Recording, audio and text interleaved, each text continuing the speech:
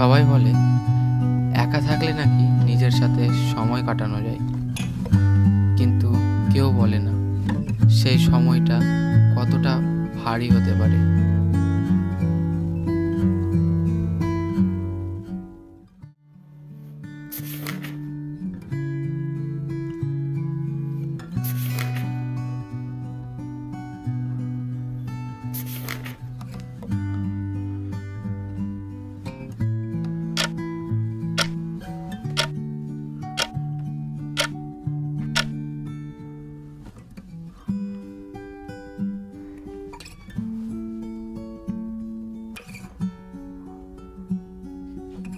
আজ ওর মেসেজ এলো না, হয়তো ব্যস্ত, হয়তো বা ভুলেই গেছে।